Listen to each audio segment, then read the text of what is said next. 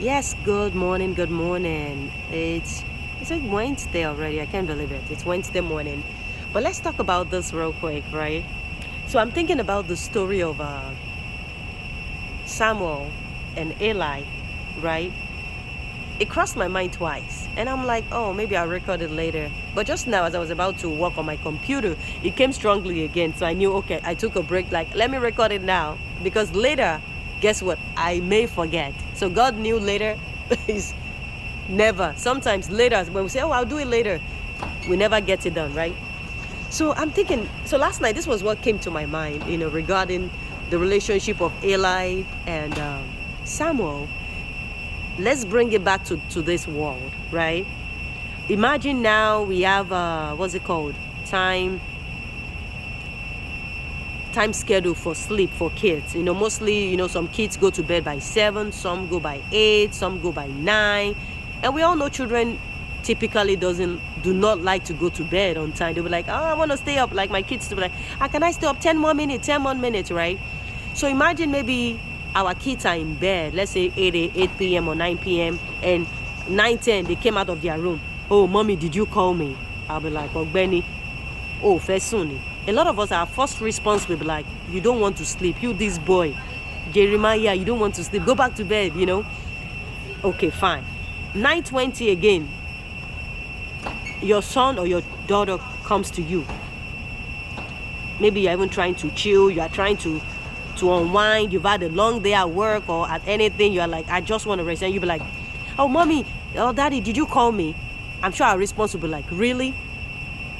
Our first thought may be, this guy doesn't want to sleep, or this daughter of mine doesn't want to sleep, right? That's what will come to our mind, because we know that you are restricting sleep schedule. We may be like, but not believing that, like, I didn't call you. You know what I'm saying? See, discernment is very important in parenting too. Discernment,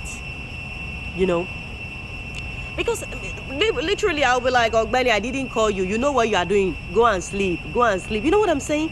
Because you will feel like this child doesn't, because let's assume the child has been doing that before, always trying to sneak up or things like that. So that's the first example. The second example that may happen if it was in today's world is, a lot of us parents are kind of distracted, in all honesty. Probably we're on Instagram. We are probably scrolling on our favorite page, getting gist. And your daughter or your son comes to you, mommy, did you call me? Daddy, did you call me? You're like, no, I didn't call you. Imagine you are so engrossed in what you are doing. Or maybe it's one show on Netflix, season 10. You've been waiting 2 years for that season. You get? Trust me, we won't pay attention to that child like we should. You'll be like, you should be in bed now, Junior. You should be in bed. That kind of thing. I'm just thinking about it, like, for real. There might be distraction, like, oh, mama, go show me, man. Give me a break. Because sometimes truly we need a break.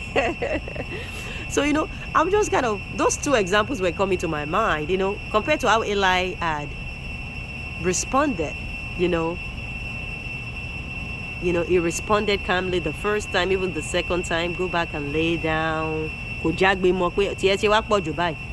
Or even, and this also intertwines with parenting, whereby sometimes when a child is exhibiting some traits, but because some traits are being seen as negative, when a child talks too much, for example, a parent could say, enjoy,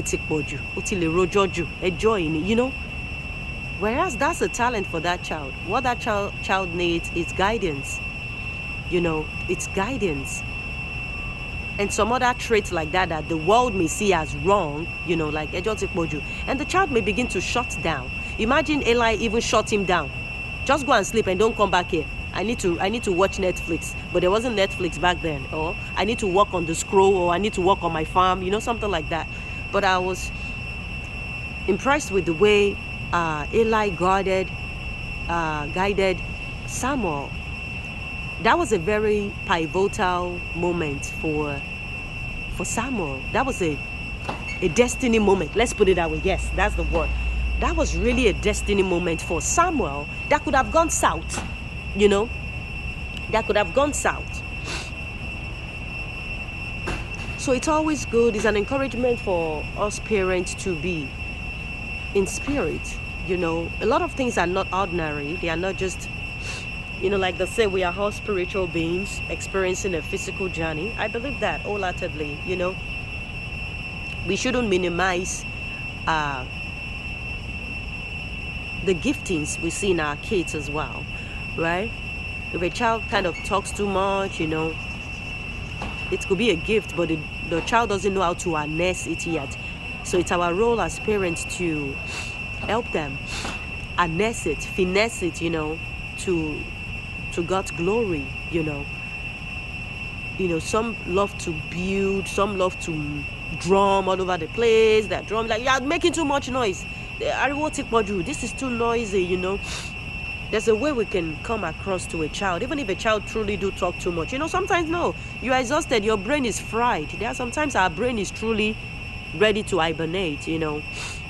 So me to have learned to, just listen. Like, even they could sit on my face like, oh, Benny, I'm tired, but I would just listen. Like, maybe the child, oh, mommy, I remember something. Oh my God.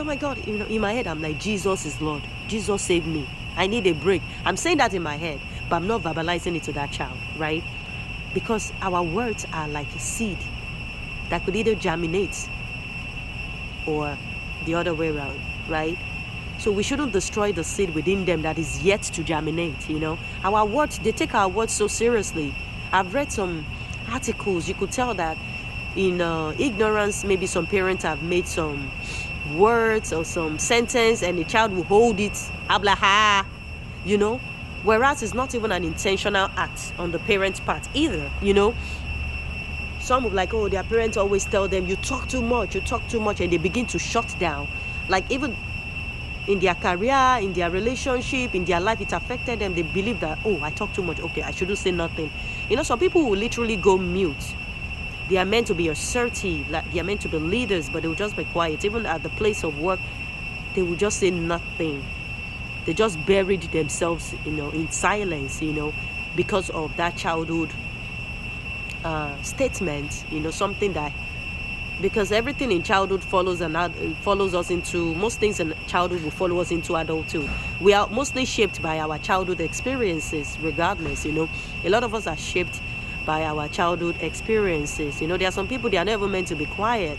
They might be gentle spirited, very gentle. Being gentle is different from being quiet. Some people are meant to speak. They are speakers. There's a speaker within them that has been destroyed, by a parent or a caregiver, even a teacher. Sometimes it's the teachers, sometimes it's not the parents. Sometimes it's the teachers at school that have discouraged a child.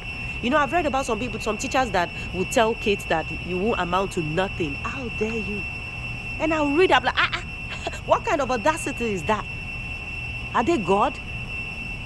Like, how dare a person just look at a child, even 5 years, 6 years? I've read some articles and it's so heartbreaking how Mrs. Lagbaja told them that, oh, please, you better just quit. And you've seen, from statistics to quite some people are quitting. I've had a couple of patients that a lot of them at 4th, 5th grade, they dropped out. A lot of them just dropped out.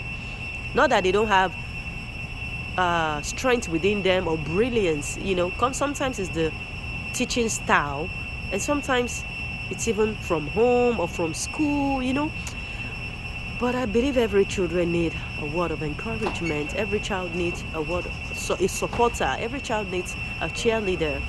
And just as Eli even listened to Samuel, every child needs a listening ear. They need someone to listen to them, to let them know, I hear you. And to also let them know, I see you. I'll talk to you next time. God bless you.